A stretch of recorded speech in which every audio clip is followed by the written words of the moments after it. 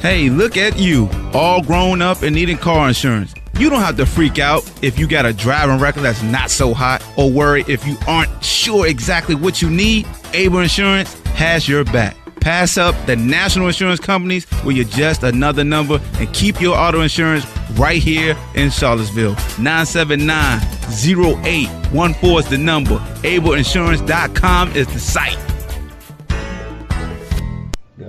What up, though, Ballhawk Show. Say it one more time. What up, though, Ballhawk Show.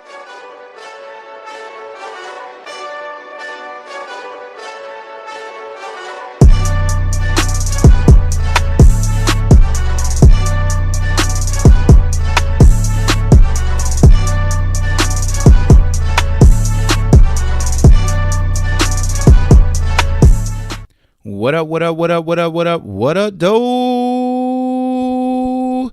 Welcome to the Ballhawk Show podcast. I'm your host, Amon Hawkins, and I thank you for taking time out of your day to check out the latest episode of this here podcast known as the Ballhawk Show. As always, man, make sure you go to Apple Podcasts and iTunes and subscribe to the Ballhawk Show podcast. And also, please leave a review. It helps with visibility, and it helps others enjoy the podcast as you do each time you get an alert or you get a share on Twitter or Instagram or Facebook when I upload a new episode. So I appreciate all the support as always. And shout out to my sponsor, Able Insurance. As you heard at the beginning, this episode is sponsored by Able Insurance. Holla at Billy and Charlene White. Go to ableinsurance.net. Servicing the state of Virginia for over 20 years. And Virginia is not the only state that they provide policies for. So go to ableinsurance.com and tell them the Ballhawk sent you. Or just walk up in the office right here on Ryle Road if you're in Charlottesville and just say, "Shut the hell up, Juice," real loud. Scare everybody. And they'll take care of you. Hey, man. So this episode, we will be recapping UVA's latest victory on the road in the ACC versus the Clemson Tigers right after the national championship parade. It was like deja vu because 2 years ago, Virginia was in the same predicament. Clemson won the national championship, had a parade that Saturday, and lo and behold, who was visiting down there in South Carolina? The Wahoos. So we're going to recap the game, have a little soapbox moment, and we're going to get on out of here. Not a long episode at all. You know, I like to keep it between 20 to 25 minutes of just talking. Of course, you got the intro music and stuff. I know y'all enjoy the intro and outro music. But let's go ahead and jump right into it, man. Virginia defeated Clemson by a score of 63-43. Yes, that's a 20-point victory on the road. Now, if you've been a fan of UVA or if you're just a casual fan of college basketball or you're into analytics, Virginia is making it look like it's easy to win on the road. It's not easy to win on the road. But I know when you see a 20-point victory, you see a lot of folks saying when they look at Virginia, and maybe I need to say this for my soapbox moment, but hear a lot of people when you start talking about the top five and where Virginia should be ranked, they always say Virginia hasn't played anybody, you know, because they look at rankings or they look at the team currently, like after Virginia beat them. They start looking at the teams. They're like, well, they're not even ranked. Look at this, look at that. But for Virginia to have a 12-game ACC road winning streak, which is the fourth longest in league history, and a nation-leading 13-game winning streak, that speaks volume. But that's not well respected because my platform, I could pump them up, but I don't have the media. I'm not a media machine. I mean, I'm not the ESPNs, the Bleacher Reports, the Fox Sports News, to where they create a narrative and they start to market that narrative. It takes wheels and everybody hangs on to it like it's gospel. You know, similar to what we see with Duke basketball and Zion Williamson. And even though Zion's legit, the dude can have to go to the bathroom in the middle of the game, and it can be a story that everybody's going to talk about. Oh, he went to the bathroom and came right out and caught an alley-oop. He didn't even have to wash his hands. He put sanitizer on while he caught the ball and dunked it, and had sanitizer on coming down, and it could just be a story. But I think what Virginia has been doing the past two seasons, everybody's lost sight of how special Coach Bennett and his staff and the players that have been a part of this program, how locked in they remain to be no matter the opponent. When they beat Boston College, just for one of the commentators to start to ask about Duke, not realizing that you have to play on the road versus Clemson and then you're hosting another top 10 team in Virginia Tech. See, it's things like that. It's the lack of respect, and I don't know, man. Let me just break it down and I'll talk about this morning. I didn't want the soapbox to come out, but it's really been, on my heart just how it just seems like Virginia is a team that they always just bring the pass and they hold the pass against them, but other programs it's a new year, new me type thing.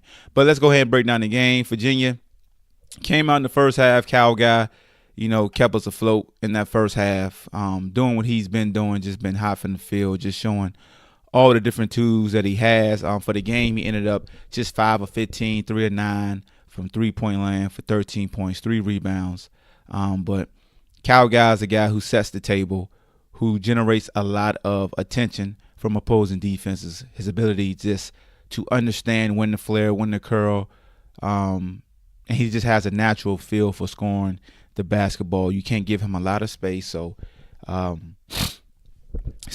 the screens that Jack Salt has been setting on folks, and with, anytime 5 and 33 get together, it's almost like, a quarterback with a center. They just stay attached to each other, and Jack Salt does a good job of doing the little things. And I know he's going to be the talk. He's the talk right now because of Huff, and we're going to get into that aspect also. But let me go through more of the numbers. DeAndre Hunter had 12 points. Ty Jerome had 8 points and 5 assists. Jay Huff, as I talked about, he had 11 points off the bench in just 10 minutes and 7 rebounds. He was 1 of 2 from three-point land, 4 or 5 from the field overall. Braxton Key, the Swiss Army knife, 7 points and 8 rebounds, 3 assists. Kihei Clark, Cobra Kai, had 5 points, 1 assist, no turnovers, and 20 minutes of play. My man Ty Jerome, 8 points, 5 assists. Did I already say Ty Jerome? Okay, Ty Jerome, 8 points, 5 assists. Jack Salt, 7 points, 8 rebounds in just 21 minutes. I think overall, the Wahoos started off slow. They was only up by 6 at half. They were up by as much as, I want to say 10 in the first half, and they cut it. Well, they jumped out to an early lead, actually, in the first half, and Clemson had a little run. But for the game in the first half, the Wahoos shot 38% from the field goal, 38% from three-point land, 100% from the free throw line. They shot 2 free throws in the first half, shot 10 free throws in the second half, and only made 5. My biggest concern anytime I watch UVA is the ability to make free throws, because I feel like a lot of teams, the way we play defense, that's one way they could try to neutralize us is by sending us to the line and hope we go 1 or 2 or 0 for 2 and then get some buckets on their end, because we are so efficient, and we will work the shot clock down to the lowest possible number, but not saying that we hold the ball on purpose. A lot of people always have this narrative that Virginia basically holds the ball. They make you find a great open shot the entire shot clock, and then when Virginia gets the ball, they're going to walk the ball up the court and basically play 4 corners. That's what it seems like everybody talks about when they break down Virginia basketball. You can't win the NCAAs like that. How many points can they put up? Virginia's scored over 80 points a couple of games, but I don't want to get a sidetrack. Clemson, on the other hand, my podcast, man, I don't get too much in what the opponent did. I kind of focus on what Virginia did, because Clemson didn't really do anything worth noting. Reed had 14 points. He was the only guy in double figures, but he was 3 of 14 from the field. Majority of his points, 8 of his 14 points came from the free throw line. As a team, they didn't shoot that well from the field. They shot just 25% from the field, 15% from 3, 70% from the free throw line.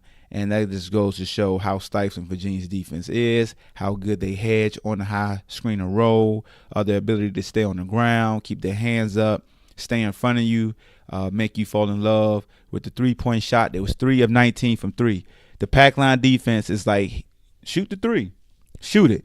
Yeah, we may give you the 3, but we will close out, and we will make it a tough go. anytime a team has beaten UVA, they shot well from the 3-point line. It's not like you're getting open 3-pointers as you saw with Duke versus Florida State at the end of the game. It's not that type of three that you hit against UVA. It's usually like reversals or a screen and roll, and the big, when he's hedging and he flashes back, you may, shoot a contested three like that, or catch a three in the corner from ball movement and penetration and dishing out. But Virginia's defense is legendary now, but you still have a lot of non-believers saying that Virginia can't win playing this style of basketball because it's not prevalent. We are a copycat society, and if Virginia happens to win a national championship and somebody starts to play basketball like Virginia and they win, then it's like, okay, now everybody got to play basketball like Virginia. So believe me, the masses does not want Virginia to be successful on a national level. You can have the ACC championships and you could be number 1 overall, but we be damned if you get to a Final Four or the national championship and you happen to win playing basketball like this, because it goes against all of the YouTube era of high-flying, dunking, cross you up, shooting a long tray ball.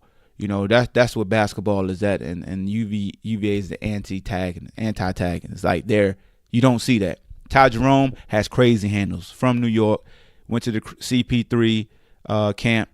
He could do anything and everything he wants with the basketball, but you see he's very fundamentally sound. He gets it to the guys in the pocket, nothing too fancy. He can shoot from 30. Cal guy can shoot from 30, but they don't do that because it's not needed. Don't get me wrong. I'm not saying that we don't enjoy the guys who shoot from 30 and give you a little razzle-dazzle, but it's not in the scheme of things, and we all know schematically in basketball, that's what you need at the college level. In the NBA, you can do what you want to do. I'm in the soapbox moment again, but let me go back to the analytics. Let's go back to the elephant in the room, and we get to the soapbox, okay? I've been just giving y'all teasers all throughout the podcast. Jay Huff. Jay Huff is the elephant in the room. So Jay Huff comes in, instant offenses in the second half, 11 points, 7 rebounds in just 10 minutes. Want to dunk on everybody. I did not know Jay Huff was a high flyer. Somebody I forgot who it was on Twitter. I apologize. Might have been RVA. Sent me the video of him attempting to dunk from the free throw line. I was so oblivious to that video, but Jay Huff was trying to bang on everybody. I don't know, man. Do y'all listen to the podcast, Virginia basketball players? I know my dog Ty Jerome always shout me out, but let me find out y'all listen to it. Y'all heard me tell not only Toby, but you hear me tell Jackson all the time. When all else fails, as a big man, say it with me, just dunk the damn ball. 6'10", 6'11", 7 feet, 7'1", 7'2", 7'3", no matter what you are, dunk the damn ball. Because I'm telling you, if I was 6'5" or 6'6", I would have dunked it on. I ain't laying nothing up. I saw DeAndre Hunter do a great little semi-Euro step and lay it up. I looked at my wife. I said, I would have turned over and dunked it on him, because I'm all about dunking it on him. Maybe that's why, he don't play for us. I talk about him nigga enough. But Jay Huff got a lot of fans wondering what old Coach Bennett going to do. Is he going to get Jay Huff more burn? This is a good problem to have. This is not a bad thing. Okay, so the facts that fans are talking about this is a good thing. I do not look at this like it's a negative when fans question why Jay Huff's not playing. That's just a salute to the showing that he had this previous game. We all know it's all about matchups. We all know what Jack Salt doesn't always show up in the box score. We understand when he's in the paint how you could just send a guard to him, because you understand that, hey, they might get fouled, but they're going to remember when they ran into 33. We understand the screens that he sets, or just his physicality, his ability to rebound, or not even rebound, his ability to clear out so others can garner that rebound stat. Because a lot of times you look at Jack Salt, this game he had 8 rebounds, but it might be games where Jack Salt may have 4 or 5 rebounds, and somebody like, dog, he only had 5 rebounds. Why he in the game? He ain't even score. But when you look at the film and you break down the nuances in which he's involved in, it's like, oh, Now I understand why Jack there. Just his ability to communicate, the way he does a good job in high pick and roll sets. And I thought Jay Huff did a good job of hedging the high pick and rolls because he uses length. He's understanding that just get wide. Anytime you're big and you get switched off on a guard and you're just trying to hold that space until the guard that was screened can recover and you got the weak side guy helping out the roller, just get wide. Step out there, step all the way out and get wide. Don't stick that hip out there where you get a cheap foul, but step all the way out, extend your arms, and get wide. Mess up the vision of the ball handler. That's what we asking. That's what Jack Salt does a great job of. He's so wide and big that when he steps out and he becomes wide, they can't see.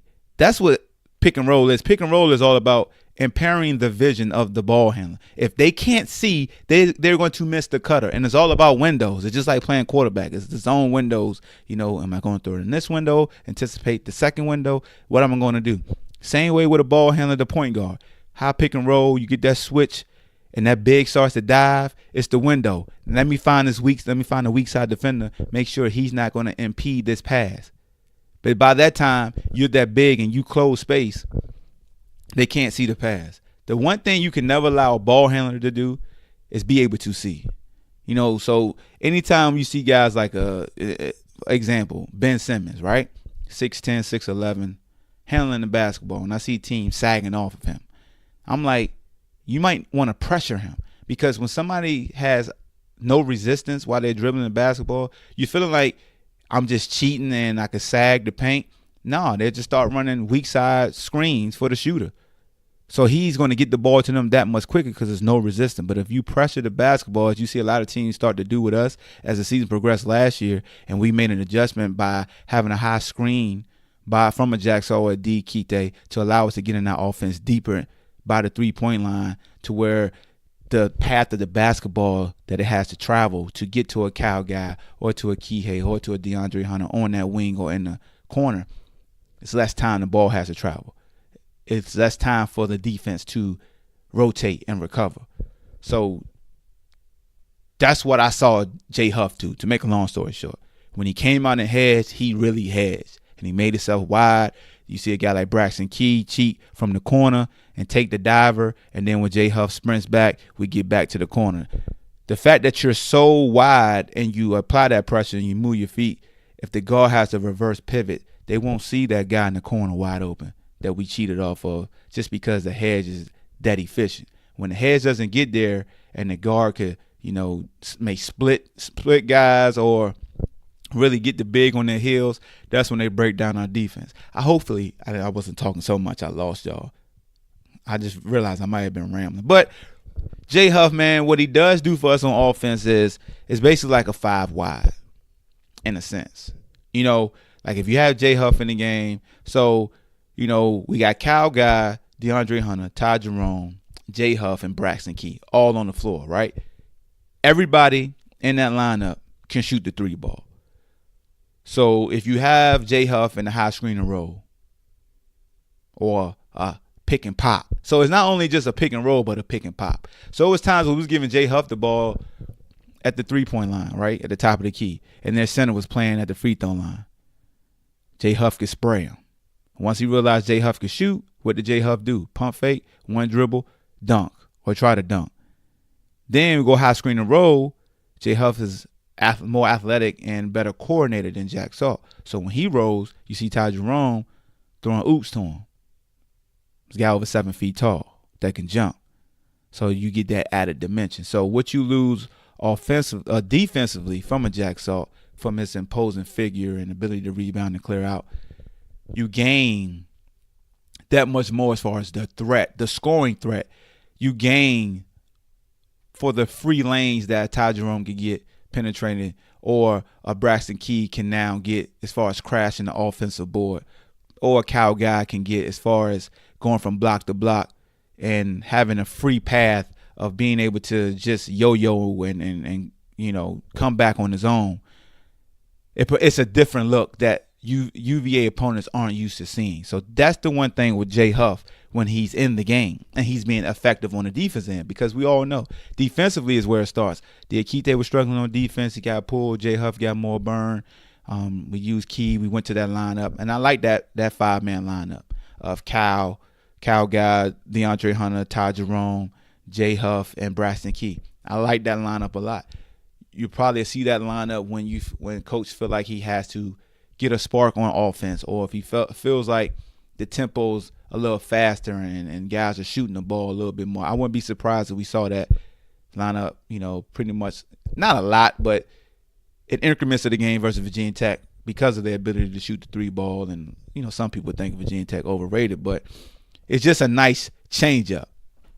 So for all the folks wondering why if Jay Huff is going to get more burn, is up to Jay, because all he has to do is show he's sound on defense, just schematically. We understand his limitations, but it's all about schematically you just being in the place where you're supposed to be at. Like if you're where you're supposed to be at and you got your hand up and somebody hits a 3, I never seen Coach Bennett get mad and like you can't let him shoot that. It's like sometimes the offense will win. But it was definitely nice to see Jay Huff on the floor getting buckets versus an ACC team that's respected. You're on the road and pushing the envelope. I mean, he had 7 rebounds. I mean, we did see some times where Clemson, got some boards or he got the ball taken away from him. But the only way he could get better is with more and more experience on the game and continue to work hard on defense. So salute to Jay Huff. And I guess this takes me into the soapbox moment. Let me check and see how much time I've been talking. So we're at the 20-minute mark. So I got a little soapbox. So my soapbox is this. We got Virginia Tech next. In any sport, you want to beat Virginia Tech. It doesn't matter if this the highest they've been ranked. We all remember the sting of last year, 17-1 in ACC, and we lost to Virginia Tech. They can hang on. They hang on that. UNBC, I don't care about that. But everybody knows that Virginia Tech fans are petty, and they hang on that. We could say we the chance, but they say, well, we was the one team that beat y'all. This is going to be a dope game tomorrow. Ticket prices are double, triple. Y'all got to understand we got one of the hottest tickets in the country with our basketball program. So the luxury of having cheap tickets is about to go out the window because every team that we play, as you can see, they're going to bring their A game for as long as they can, and they're not going to give up. And this is Virginia Tech. No matter how much we think they might be a little overrated, I don't. I respect them. I don't want to get give them too much credit, but they're a good team. And then we play Duke, and game day is going to be there. So, that's respect in its own right. And you got folks who think Virginia hasn't played anybody. Well, look, it's Virginia Tech, and we got Duke. Sometimes all you can do is shut the hell up juice and just play the game. I don't want to get too caught up in rankings and things like that and coverage. And I always say this. I've always been a firm believer. I'm an under-the-radar type of guy. And I feel like our program is an under-the-radar type of program. We appreciate the respect we get from people locally and who's been there from day one. We don't need nobody jumping on the bandwagon. So what I do want is respect, though. That's why I said we should always have an A team from an individual market, whether it's ESPN. We need one of your A teams. We need one of your better play-by-play and color commentary and sideline teams because we are a top 5 team. To me, that's just disrespect. Even the Rodcom team, they was all right, but they was all right. And maybe I'm just a little biased to the radio team you had when Dave came, but we got to do better. They got to give us better talking heads because I've been disappointed. I've been disappointed. It's just no enthusiasm. I couldn't even understand what the color guy was saying most of the time, the color commentary guy was saying most of the time, and there's no knock against them. I'm not casting dispersions against them. Maybe I'm just competitive because I want to be in that chair, and it's not hate. It's just a competitive critique. It's like, yo, I got to make sure I'm better than those dudes because they doing something right because they there. But it's no difference than us as fans. We number 4. We want to be number 1. What we got to do to be number 1? What do we have to do that every time somebody's playing, you talk about our program? When we beat Florida, I had a guy tell us, "Oh, y'all ain't playing nobody." I said, "Well, we played Florida State." Like, well, I give y'all that, but still, y'all ain't playing nobody. And then you see Duke struggle against them, and that same dude can't be found. You know, he slipped and shut the hell up juice, I guess. So, just want a little bit of respect, man. But it's earned, not given. And everybody is still talking about the first ever number 1 seed to lose to a 16 seed and never going to let that die. And I love that they keep bringing that up because that's just motivation. Haters get on your job. Haters get on your job. It's motivation. So that's all I got for y'all, man. I appreciate y'all, as always, for tuning in. Make sure you share the content. Make sure you go to Apple Podcasts. Leave a review.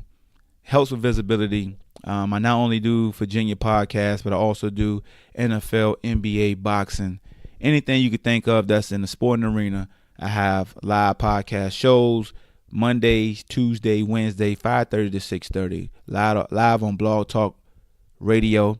It streams live on Facebook, and it also streams live on YouTube. So if you go to my YouTube channel, The Ball Hawk Show, subscribe, hit that notification bell, and you will get an alert every Monday, Tuesday, Wednesday at 5:30 when I do my live call-in show to when you are the analyst. I'm the moderator. I'm Molly. You are Stephen A. or Max Kellerman. Or you are Shannon Sharp and Skip Bayless. All I do is moderate. I throw the topic out there. I say my little blurb to get you going. And then I'll allow you to speak. I can have over 50 callers at once talking if I would like. But once it gets chaotic, we mute, we have fun. And there's some profanity that some fans use. Everybody's adults about the situation. You take nothing serious. So I do apologize if you don't like people using profanity. But I can't tell everybody what to do because it's an adult barbershop type of field platform. So if you enjoy talking sports and you want to be live on the Ball Hawk Show podcast, 5:30 to 6:30, Monday through Wednesday, just subscribe to my YouTube channel. If you follow me on Facebook, you can see it on Facebook also, courtesy of blogtalkradio.com. So that's what it is, man. If you subscribe to my YouTube channel, you'll get an early alert because I always stream at like 8:15 every morning just to talk about a hot topic and give my thoughts on that. So you know the motto, good's the enemy of great. Be great in everything that you do, man. Wahoo, wah, Ball Hawk. I'm out of here. Ha! I want the whole world spin my record. Cheryl, the hoodie styles, check game, stay free records. Oh, shorty girl fed to death in a massaging. Bad news even be massaging. I got a fitted head, I be massaging. Pinky rings on my finger, I'm massaging. I got a speedboat concert cause I massage. I coming through about a whole Econo Lodge. I be massaging, I be massaged. I'm coming through with Cadillacs and massaging. Yeah, boats I'm constantly massaging. I got GPS's, I be massaging. I catch croaker fish cause I'm massaging. I like a macaroni plate, I be massaging. Even oodles and noodles, I be massaging. Straight out the ghetto cause I'm massaging. I got ice around my neck cause I'm massaging. Or even gold teeth, I'm massaging. A pinky ring iced out cause I'm massaging. I got $100 million, I be massaging. I got $10, I be massaging. I got $1,000, I be massaging. I got 22 cents and be massaging. I take a penny and be massaging. I tell shorty girl fat, I be massaging. The big two, I be massaging. I be massaging, I be massaging. I got a GPS steering with massaging. Whole share road chain be massaging. I got a Uzi, I be massaging. I got a 12 gauge pump, I massage. I got 100,000, I massage. Ain't broke, I be massaging. I stay paid, I be massaging. I stay late, I be massaging. I hit the pool all night cause I'm massaging. She wanna come through loaded and massage. Whole team, we massage. Bad new parts constantly massage. Ain't no joke, I be massaging. Even the bacon and eggs, I be massaging. Polo shirts, Chateau Adidas, I be massaging. I love you, sweetie cake. Spin my record, let me give you the game. On how to get rich. Take a penny and flip a penny. Then 40 billion. Why? I be massaging. What? Car steering wheel. I be massaging. The whole label of the Stay Free Records in the VI. Oh, we be massaging. Let's have a money shot.